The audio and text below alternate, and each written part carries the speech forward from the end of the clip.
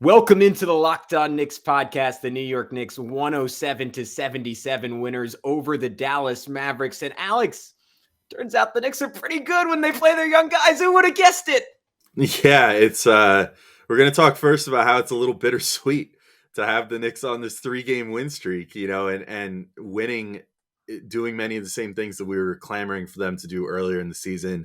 Then we'll talk about Julius Randle's great game again in his hometown of Dallas, and then we'll just do some other odds and ends about this game. Some other good performances abounded. So all that and more next on Locked On Knicks.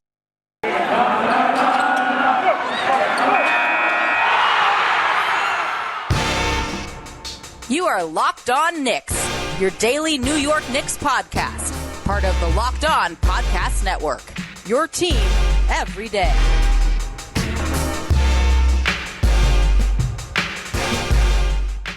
You are Locked On Knicks, your daily New York Knicks podcast, and today's episode is brought to you by Prize Picks. Check out prizepicks.com and use promo code NBA, or go to your app store and download the app today. Prize Picks is daily fantasy made easy, and Locked On Knicks is easy for you to tune into these days because we are now available on all platforms. We want to thank you for making Locked On Knicks your first listen today and every day. You can check us out wherever you get your podcasts and on YouTube, and we are happier than ever on YouTube as the Knicks are doing great. Who are we, you might ask? I am Gavin Shaw, a play-by-play broadcaster, broadcasting the New York State basketball tournament next week. You can check that out on the NFHS network. He is Alex Wolf, editor-in-chief of the Strickland, the greatest Knicks website in the whole wide world. And the New York Knicks might just be the greatest team in the whole wide world. Is that too much? I don't know. But they are playing spectacularly well. A 107-77 victory over the Dallas Mavericks, handing Luka Doncic the second worst loss of his entire career. And Alex, they seem like they're pretty good when they give their young players some run, when the vibes are right, when Julius Randle is getting to the basket. Just kind of feels like a fun young team, and that's really all we wanted. Yeah, and look at, they're like the streak killers the last couple games too, aren't they? Weren't the Kings on like a 5-game win streak or something prior to the Knicks game as well? I don't know if the Kings have ever been on a 5-game win streak, but maybe I can look that up. I feel like one of their most recent opponents was on a 5-game win streak, and then I think Dallas was also on a 5-game win streak going into this game, if I'm not mistaken. So the Knicks, streak killers out here on top of everything else. It was a 5-game streak for Dallas coming into the game, and I'll let you check on the Kings while I start talking about this, but it is, I was thinking about this, I was recording our little quick hit video for the Locked On Now podcast, which of course everybody should check out if they want like quick hitting analysis on all the games in the NBA every night. But, it's just sort of bittersweet to be in this position now. The Knicks are on a 3-game win streak now. And, if they manage to find it in themselves to have a really crazy run to end the season, we now have 16 games left. Let's say that they go on some crazy run and win 13 out of 16 or something like that to close the season. We're now okay, maybe they're going to make the 10 seed play in, but we're going to be left with this sort of vision of what could have been, what could this team have been had they made some of these decisions sooner? Because we're seeing now what we've been saying all year and what a lot of people have been saying all year. The younger players were just straight up better. And for someone in Tom Thibodeau that when he took over the job, insisted, I'm going to look more at analytics. We have a whole analytics department. I get the info they give me and I'm using that to inform my decisions. The most basic to the most advanced metrics all told you the team plays better when Immanuel Quickley is on the court more. The team plays better when, you limit guys like Alec Burks's minutes at the point guard spot. The team plays better without Kemba Walker, and all these various guys. And, there's been so much evidence to suggest that, the younger players on this team are giving them a better chance to win. And we, to the Knicks' credit, to the players' credit, especially even before this win streak, they were playing in many ways some of their best basketball in some of the games recently, despite the losing results. A lot of the games were close and a lot of the games were, showing at least flashes, a giant rise before an epic collapse. The Knicks were getting up 10, 15, 20 points in so many games. And then the big issue is that then they were putting in those players that weren't conducive to winning, and those players were flubbing the game away, and then the Knicks would ultimately lose. And, so again, it just sort of, it makes you wonder, like, if Tibbs had been more open to experimenting, to trying, we were talking about in the last show, like RJ Barrett at the 4, for a minute, to trying playing small, like Julius Randle and Obi Toppin still, because Obi's been hurt. We still haven't seen that much, so like, that's still not a thing that has been on the menu for the Knicks at all this year, really, and had good results earlier in the season when it was tried just out of necessity. And it's just sort of, I guess, the cherry on top of the crap Sunday that has been this season. That this year has been so frustrating for so many different reasons after how good last year was, and now to see a coach that previously was never experimental finally experiment a little bit and have those pay off in such a huge way is just really frustrating to watch as a fan of this team, and someone, both of us and every other person in our general sphere of people, the Knicks Fan TV, Pod Strickland, Nick of Time Show, Knicks Film School, everyone else like that, we do this with, everybody's pretty much been saying the same stuff this whole year, like, play the kids, they're playing better. And now they finally are, and go figure, the Knicks are winning games, and not just winning them, but winning by like big double-digit margins, and building and holding on to giant leads. And it's fun to watch, but it's just, I wish we could have seen it all season.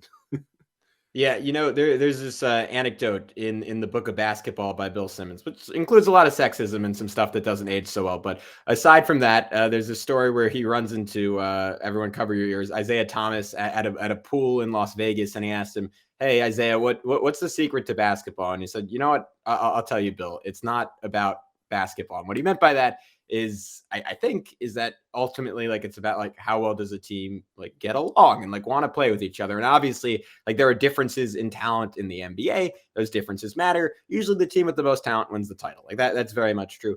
But at a more like median level, like for the teams that are maybe the 15th best team in the league to the 24th best team in the league, I really think chemistry can be a swing factor. I think even at the top of the league, chemistry can be a swing factor. I think that was honestly a problem with a lot of the James Harden Rockets teams, that they spent all season geared around one guy, and then there just wasn't that sort of like collective buy-in on offense at the end of the season. Anyways, that's a tangent. Point being, last year's Knicks, I'd still argue, probably objectively less talented than this year's Knicks. I think Tibbs just there was just an article about Tibbs waxing poetic about Reggie Bullock when like Quentin Grimes has been on the team and is just like a better player and didn't play the first 35 games this year. Point being, last year's Knicks, I think, were better because the vibes were so good. And as I've been, and you've been, and everyone's been driving home all year, someone like Immanuel Quickley, who's like just like good feelings embodied into a 6'1", 190-pound body. Like he's good vibes. Obi Toppin flying around and dunking when he's healthy is good vibes. Deuce like killing himself, fighting through screens to keep up with Luka Doncic. That's good vibes. And that stuff just carries over. And I think it's that emotional component and that energy on defense, and also just pace of play offensively. Like when Quickley's in, everything just moves so much quicker. He, no pun intended, he elevates ball movement just by his spacing, by the verve that he has. And it's true for all these young guys. They want to play the right way. They really want to embody all the best qualities of last year's Knicks, all the best qualities of the greatest Knicks teams of all time in like the late 60s and 70s. They're guys who want to lay it out and who want to play basketball the right way, for lack of a better term. And I just think the Knicks didn't have that all year. And on a team that has just average talent, I think that sunk them this entire season. And now that feels totally reversed. And you can sort of not pick apart each win, but you could look at each win and say, all right, the Kings, they were down by 20, and then Julius just went volcanic. Against the Mavericks, they missed the first 18 three-pointers of the game, and it was flukily bad shooting. Against the Clippers, obviously they're missing like their two best players plus Norman Powell. You can point out all those things, but the thing is, like, the Knicks still would have blown these games with the team that they were playing 20 games ago. And I think it's because the energy is so good now that they're not, and they're dominating these games, at least from the second half of the Kings game on. And they have to find roles that are empowering their young players to do things rather than making them sit on pins and needles all the time. Like, I think the only guy that maybe didn't feel that way was RJ Barrett. Like he was the only one who really had a defined role that was never going to really be touched. Wait. But even he didn't early this season. Mhm. Wasn't that the big issue with him? Like with Kemba, when Kemba was like at the start of the year, he did not know what he was supposed to be doing. And I think that really screwed him up. Yeah. I just mean like he was never feeling like his play time was going to be cut short. Yeah. But like, yeah, no, I was about to say like, even with RJ, they clearly didn't know how to play together, early in the year. And there was clearly discrepancies between how Kemba wanted to play, how Julius wanted to play, how RJ wanted to play. And now they sort of have found this rhythm where RJ is sort of like the primary scorer. Julius is a guy that still commands a ton of respect and can be a secondary scorer. And also a guy that I still think he's probably the best one at passing out of like doubles and stuff, and the triples. I mean, he does still get like triple teamed from time to time in the post when he gets down there. I still think he has some of the best skills at finding guys along the perimeter in that way. And then now you have Quickley, who's sort of emerging now as like that third wheel that Kemba never was, where he's more okay with being off the ball, but also, when he's on the ball is more concerned with getting his teammates set up now, I think, than getting himself set up. And that's really benefiting everybody else on the team and really helping the spacing when you have guys like Alec Burks out there who, if you have him out there as a wing instead of a point guard, it works a lot better because that's definitely where his skill set lies. And, these three guys, in RJ, Randle, and Quickley, when they're playing at their best, are really, unlocking something different in each other that, again, there was barely any minutes all year that we saw Quickley play with those two because of Tibbs's rigidity with keeping everybody in their little boxes and his neat little piles that he set them in, of bench and then like position, and starter and position. And we have to make a full switch within like a minute to get this full, bench unit in there and then this full starter unit in. And ever since he's been a little more open to experimentation down the stretch here, which maybe it's brought on by the front office, maybe not, things have gotten a whole lot better. So it's, hopefully, whether it's Tibbs or a new coach, which I'm still in support of it being a new coach next year, hopefully this is a sign of things to come because there's a lot of really versatile players on this Knicks team. And I think they have a lot more to offer than just being put in neat little piles that Tibbs wanted to put them in. Alex, I have a lot more thoughts on that and what's keyed this Knicks win streak. But first, I want to tell everyone about Prize Picks. All right, NBA fans, are you looking for a daily fantasy option for the NBA? They need to try the award-winning app, Prize Picks. Prize Picks is daily fantasy made easy. I love it, and we know you will too. It's easy to use. You can pick 2 to 5 players and an over-under in their projections, and you can win up to 10 times on any entry, and it's just you versus the projected numbers. Entries can be made in 60 seconds or less. It's that easy. Prize Picks is safe and offers fast withdrawals. You can use the award-winning app on both the App Store and Google Play. Prize Picks offers any prop you can think of, from points scored to rebounds, even steals. Prize Picks allows mixed sport entries. You could take the over-under on RJ Barrett, points scored in the next game versus days the MLB lockout will extend. I don't know if you really can, but that would be a good one. And Prize Picks doesn't just offer NBA. They have options on college basketball, college football, NFL, MLB, soccer, MMA, and more. I know I'm going to do some March Madness bets. So for a limited time, Prize Picks has an exclusive no-brainer of an offer for all of our users. Users get $50 for free if a player in your first Prize Picks entry scores a single point. But you must use code NBA. That's right. This is an exclusive offer available to Locked On fans. Sign up today and use code NBA. $50 for free if a player in your first Prize Picks entry scores a single point. That's good money. And with that, we are back on Locked On Knicks. Alex, the word I would use for the Knicks the last 3 games is force. They're making other teams feel them. And I think they were maybe one of the worst teams in the NBA at that throughout the season. But I look at Immanuel Quickley's rebounding numbers. I mean, tonight, he only finished with 4 or 5, but just in general, like every single night, the dude is just flying around.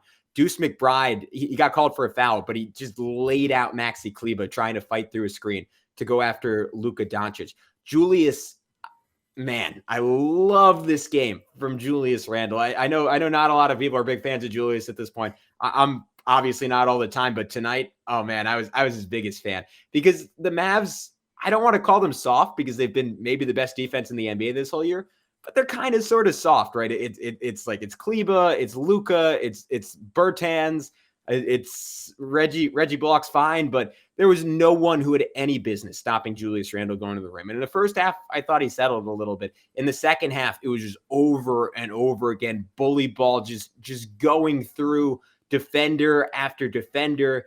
after defender. I mean, he was hitting reverse layups. He was getting right to the rim and just going straight up. It was a sight for sore eyes, given that this dude has just been settling for crummy shots all season long. And I think that fired everyone up. And in the first half, before it was Julius, it was RJ doing the same thing again and again and again. And as much as the Mavericks 3-point shooting I mentioned in the first segment was a little fluky, I think the Knicks kind of took their legs out by just ramming into them. And that's what I love about the Knicks the last 3 games. They were so not that team this entire year. And now they're sort of becoming the best versions of themselves. And it's very similar to the attitude they had last year, where like, you might beat us because your talent is better, but you're going to feel us at the end of the game. And that's what we've gotten from the Knicks the last few nights. Yeah, I think I saw from someone on Twitter, it might have been someone in the building, who knows it. I don't know if it's substantiated or not. It was from a reporter or something, but apparently Julius was saying loud enough for people to hear it at different points in this game. This is my court. This is my court.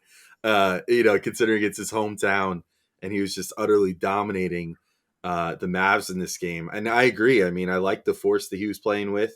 I liked what RJ Barrett was doing as well, particularly in the second quarter. It was sort of like RJ was the hero of the first half. Julius was the hero of the second half in this one, which sometimes those roles are reversed. I don't really care. As long as someone's a hero at any given moment in the game, I'm fine with it, as long as they're both playing well. I love when they're both playing well. So RJ, like second quarter just decided, all right, it's RJ time, and just started getting inside, getting his layups wherever he wanted them, finding that sliver of space I was mentioning the other day, talking about how he's been playing lately, and just finding a way to finesse that layup in there. Also got to the free throw line 5 times, hit 4 of them, which actually is low for him lately, but 80% is a great number for him. And then Julius, too, to your point, second half, just he should have been doing the too small or weight room, taunt on guys, because it was just like nobody could guard him for anything. He got to the line 10 times, hit 7 of them. That's great to see. 2 3-point shot was there, 3 of 7 shooting from 3. And the biggest thing I think too was, I got to shout out, if we're talking about forceful play too, if that's going to be the theme of this segment, I got to talk about Mitchell Robinson too, and what he did early in this game, where, I mean, he just brutalized whoever was out there for the Mavs. And I think that he had a little bit of a minutes limit today because of whatever sickness was ailing him the other day. He only wound up playing 24 minutes. He got pulled pretty early, in the first quarter into his stint. And I think he was getting sort of shorter bits of run just to keep him fresh with whatever it was he's feeling, his non-COVID illness. But 11 points, 11 boards for him, three blocks and 2 steals in 24 minutes, 4 of 4 shooting. And I mean, he just physically annihilated the Mavs in this game. I mean, he was doing everything that he does best, like almost an equal split of offensive and defensive rebounds, which he's become so well known for now. 5 O boards, 6 D boards, and just anything that was coming off the hoop was his, basically. And there was nothing that any player on the Mavs could do to stop it. And, it's funny, actually, this was the first game in a few years that notably was absent of any Kristaps Porzingis. And, as much as I think it's hilarious that the Mavs essentially had to salary dump him for Spencer Dinwiddie and Davis Bertans, I think it's pretty interesting to think that had they had Porzingis, I don't know how much he would have helped on the boards, but he would have at least presented a little more of a threat to, Mitch or any of the other guys on the Knicks trying to finish on the inside. If I was a Mavs fan after watching this game against the Knicks, who have not been very good all year, and have suddenly decided that they're just able to get to the rim whenever they want, I would be a little worried about how things are going to go in the playoffs, because I don't think the Mavs have anything in the way of rim protection right now. And I was well on display in this game. They're not scaring anybody on the inside right now. They're not imposing at all. RJ Barrett literally posted up Dwight Powell on one play and drew a foul like that. Yeah, that happened. And I want to finish up this segment talking about RJ, because, man, it was just more like just insane flashes of skill, like the circus shot he threw in over Reggie Bullock. I loved it any time Reggie Bullock was matched up on a young Knick, because like the Knicks guys are sort of licking their chops, being like, all right, I know you're a good defender, but I went at you all last year. I know all your tricks. I'm going to take advantage of you. And RJ did that a couple of times. Just some great passing from RJ Barrett, which is what we've been asking for all season long. I mean, he has the hook lob to Mitch just on lock at this point, but some of his cross court feeds were just picture perfect driving. And he's gotten to the point now where he just plays with so much strength in terms of his passing, where he can get velocity on the ball, but at the same time, there's a soft touch to it. And I mean, this is something that maybe picked up from his godfather, Steve Nash, but he sets guys up with a type of pass that makes it very easy for them to shoot, that are easy catches. Like, I think sometimes that's the issue with Randle, is that he doesn't know how to switch up his velocities like any great quarterback or any great pitcher. Everything's 100 miles per hour. RJ, I think, allows guys to get off really clean looks. Beyond that, scored on a backdoor cut, which I really love. I always want more of that from RJ. And then one of my favorite plays of this game was Immanuel Quickley just speeding into a little dribble handoff with RJ that turned into a pick and roll with Mitchell Robinson for another lob dunk. Anytime you get IQ and RJ and Mitch in the same action is great. And the Knicks, I've noticed that a lot as IQ and RJ are actually playing together now. They keep running that same dribble handoff with IQ to RJ. And it works so well because you have to stick with IQ because the way he's shooting now, you got to respect his shot. And he has so much speed. It just gets RJ that extra step downhill. And we're seeing RJ continually beat guys from a standstill. You give him a step, it just feels like it's over, especially to your point, against a team like the Mavs that doesn't have that rim protection. That's what allowed RJ to excel. Like, again and again, he was getting his defender on his hip, and someone like Dwight Powell had to step up, and he didn't have a chance in the world at stopping Mitchell Robinson from getting an easy dunk. But Alex, I got to imagine this newfound physicality from RJ is probably because he must just be on 100% all Built Bar diet. I'm going to make a different recommendation. I think the Mavericks need to start eating some Built Bars, get that conditioning up. I got called out on YouTube for never showing off the Built Bars themselves. So I've got one in hand today to show off before I do this ad read. YouTube exclusive content here. But you guys know what time it is. It's March. If I say New Year's resolution, most of you are probably like, oh, that's that thing that I gave up on a month ago. But I've been sticking with mine. I've been trying to eat healthier. And part of that has been eating some delicious Built Bars, which, they taste like candy bar. If you look at it, it looks like a candy bar. You would think that it definitely is. I'm not going to eat one because I'm not rude. I don't chew and talk with my mouth full. But Built Bars, they give you that same sensation of eating a candy bar without all those calories, without all that guilt, without all that fat and the sugar and all the stuff that makes those things taste good, but ultimately makes them bad for you. Built Bars, it's like an oxymoron. They taste good and they're good for you. I don't know how they do it, but they manage to do it somehow. And the crazy thing with Built Bars too, they're all covered in 100% real chocolate. They all have around 130 calories, 4 grams of sugar, and 4 grams of net carbs. That is not a lot compared to 17 whopping grams of protein. That is a lot. You'd have to eat like 2 steaks to get that amount of protein. And that's going to have a lot more fat too. So if you compare that to many other foods, but especially candy bars, it's not even close. Built Bars are so much better for you. And they taste just as good as a candy bar. They're chewy. They're chocolatey. They're, in the case of this one, peanut buttery. I got a peanut butter one here. They're a fantastic thing to eat, fantastic way to eat something healthy to get you in better shape if you're trying to do that in the new year here. So go to built.com and use promo code LOCKED15 if you want to get some for yourself, and you can get 15% off your order. Again, use promo code LOCKED15 for 15% off at built.com. All right, Gavin, moving right along with our discussion here. Man, it's fun being able to just kind of bounce around and talk about things we love in a game again. I'm going to give some shout outs to Immanuel Quickley. This wasn't the most statistically impressive game for him, especially after the last couple games where, he's been scoring like 20 plus, shooting like 50% from the field, whatever. This was almost in some ways like a throwback game to what it's been like for the whole season for Quickley as far as how his impact works. But, also more of a more contemporary game in the fact that he was given a long leash and given, 30 plus minutes to be out there, even if the shot wasn't falling.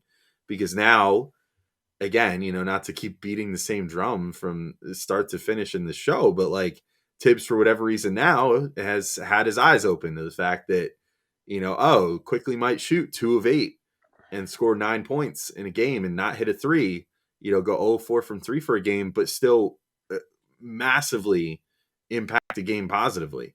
And that was the case in this game. He was a plus 28 in 31 minutes. That was the highest plus minus of anyone on the team. And definitely the best like plus minus to minutes ratio of anybody in the game.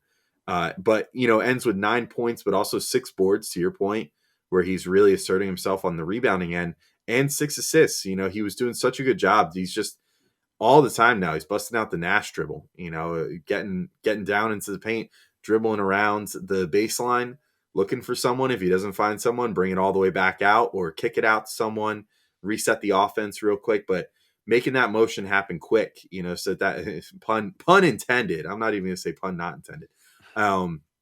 Making that action happen quickly. And, getting other people involved, early in the shot clock. So that then we're not running into situations like earlier in the season where the biggest Achilles heel to the Knicks offense, I think, was not a lack of talent, but a lack of creativity and a lack of getting things set up early enough to do anything creative other than just kind of handing it to someone and playing your turn, my turn with the ball. So, I love what he's been bringing. I'll continue to love what he's been bringing. I also, another thing that stuck with me in this game from him, which has been sticking for a while, but, just another too strong moment, which again, just sort of underscored just how weak the Mavs are, was Quickley also had his own moment where he got inside, and I think he had Kleber on him. Yeah, it was Kleber. And I mean, they ran him out there as their center for a while. And that's another thing where I'm just like, that is not enough protection to protect anything with him as your center. But Quickley drew the switch on him and didn't actually get that great of a step on him, but just flat out overpowered him to the hoop and just sort of like put his shoulder down a little bit, but just let his momentum do the work with essentially throwing Kleber to the ground and, finishing a layup over him. And it's just an awesome moment, an awesome field goal from him. And just the latest in a long line of things where it's that sort of growth that we're seeing from Quickley that now we're sort of having to revisit all of our most lofty takes, which often didn't happen at the same time for all these young guys, like all at once. So like RJ, Quickley, and Mitch all sort of look like they're on this path towards, I don't want to say superstardom for all of them. I think RJ is the most likely that you could say like, yeah, I think he's probably headed that direction right now. But all of them are at least headed towards the path of like high quality NBA players, high quality NBA starters, and Quickley continuing to get inside and continuing to, really pound opposing defenses in the paint, which was something that he quite frankly looked afraid to do last year, is just an awesome development. And I hope that he keeps it going all the way through the end of the season here. Yeah, I mean, I want to highlight a different play, though. That one was amazing. I've said all year that even though it hasn't really happened, that Julius Randle and Immanuel Quickley would be a really good two-man combo, and Quickley could bring the best out of Randle. And there was a play where we had that tonight where they basically ran like a little pick and roll. They drew a switch. Randle kind of like backed down a little bit. IQ's man kind of helped over to him. He kicked it back to IQ. IQ had a pump and drive, drew Maxi Kleber over, and just threw like a little hook pass over the top to Randle, who nailed a wide open three. And it's similar to the actions we saw from Fournier and Randle this year. I wanted to compare it to Kemba and Randle, but I literally can't think of a moment all year where those two had any discernible chemistry with each other. So sorry, I can't reference preseason that. Game 1, maybe. Oh, yeah, it was. Yeah. No, literally, Kemba threw Randle a pass and he airballed a corner three. And I think that was probably their single greatest highlight of the entire year. I really do remember that. Even though it sounds like it's just like a Mad Libs of bad Knicks things that happen this season. But yeah, I mean, that's I think Quickley's verve brings out the best in Julius Randle. Like, and that's what we talk about all the time with Julius. You want to just encourage his best tendencies because his best tendencies are really good. His best tendencies are a second team All NBA guy. And I think IQ does that. And I just like, I wouldn't mind 90% of the minutes that Randle's on the floor for the rest of the season. He's playing with Immanuel Quickley because I think, again, it's some of the same stuff as Fournier, but Quickley just gives you so much more juice on the ball than Fournier does. Yeah, for sure. I'm in complete agreement there. I'm trying to think who else stood. Oh, you know who we got to give a shout out to? Taj Gibson, man. Yes. He got the post-game walk-off interview. It was such a great interview. We learned today via his interview with Mike and Clyde that Taj to keep his youthful essence. And this explains so much, quite frankly. To keep his youthful essence, he apparently works out with the kids and is constantly, out there shooting with them after practice or whatever. Like, he considers himself, I guess, his clique on the team is like Grimes and Deuce and like Sims and whoever else. So does that surprise you in the slightest, or does that just kind of make it all make sense with this Benjamin Button man of a player who had 11 points, 5 boards, 4-6 shooting, a nice corner 3 in this game, and just provided that stable presence that, like, Sims was a little foul happy today, and he just got kind of benched because of it. They wanted a more stable presence out there. Taj provided it. But, like, does it all make sense now, knowing who his running mates are and what his, like, general attitude is here? I thought you were going to say he drank unicorn blood in the Forbidden Forest, but that's only a temporary solution, Gavin. You need the right. Sorcerer's Stone to get true immortality. Okay, right? Yeah, it's an extended life, but it's a cursed life. And Taj Gibson leads a hashtag blessed life. Man, he was so good in this game. I mean, he's suddenly hitting 3-pointers. Like, looked extremely fluid inside. Like, I mean, you want to talk about, again, good vibes. Like, I think Taj Gibson is that embodied, and just like I can't imagine, again, because this is something we touch on, but we can't really get into depth to just because we're not around the team every day. But my gut feeling is, like, I just think all the young guys on this team are very mature and seemingly really good people. And I was talking to someone who, like, works with the Westchester Knicks the other day, and he was kind of just confirming that about Deuce and saying, like, yeah, that's sort of that's who he is. And that's my feeling. But I'm sure on the inside, a lot of those guys have been feeling pretty crappy about how the season has gone. They probably felt like we felt, hey, I could be helping this team. I could be making a difference. But even when the guys ahead of me play like crap, I'm never going to get a chance and until the season is, to your point, lost, because that's just what Tibbs decided to do this year. And I don't think we can underestimate how important someone like Taj was to keeping those guys, like, locked in, because it's really easy when you're 21, 22, 23 to say, like, screw this, I'm out. But Taj is worth every penny, because I think he single-handedly says, nah, just keep your head down. It'll all work out. And lo and behold, it finally is. Yeah, certainly. I can't really think of too much more to gush about here. The last thing that I want to touch on before we sign off, Gavin, is my favorite moment of the game, which was when Clyde Frazier, who tragically, our good buddy Mark Berman must have tracked down Clyde somewhere on the road and gotten a couple quotes from him about Clyde. Clyde is going to be the first person ever to be inducted into the NBA Hall of Fame as a player and a broadcaster, which, first off, congrats to Clyde. That is amazing. But the sad part is that Berman got it out of Clyde that there might be an expiration date on his announcing career, and it might be 80 years old, which means we have about 3 years left of Clyde broadcasting, which would suck. But his amazing moment of today's game was Luka Doncic got his 14th tech of the year, which puts him 2 away from getting the mandatory 1-game suspension, and I think a fine for getting too many technicals in the season.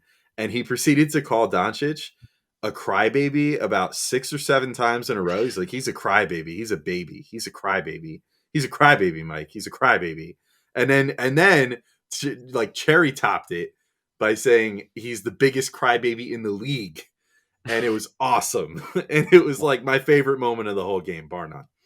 Yeah, I want to throw out a quick Breen quote. They cut to, like, this little girl in the crowd who looked miserable, and he just deadpans because Tom Thibodeau is right in front of her, like, "Mommy, why does the man in front of me look so angry when his team is up by 25?" And his delivery is just every single time. It's so perfect. I can't wait to see him in our HBO doc. Yeah, it was. I love Mike and Clyde, and yeah, Alex, I'm good to wrap up on that. Yeah. Good happy notes to end on. Luke is a crybaby and Tibbs is a miserable old man who confuses small girls. Anyway, this has been Locked On Knicks. Thank you all for listening. We'll be back with one more game recap and one other show in the middle. So we'll be back tomorrow with something. Truth be told, I don't think we know what we're going to talk about just yet. We'll figure something out. And then a game recap for the Memphis game when the Knicks face the team that now I think is the 2 seed in the West, which is crazy, on Friday night. So we'll see if this hot play can keep up. But until next time, thank you all for listening. We will talk to you guys all soon. Peace out.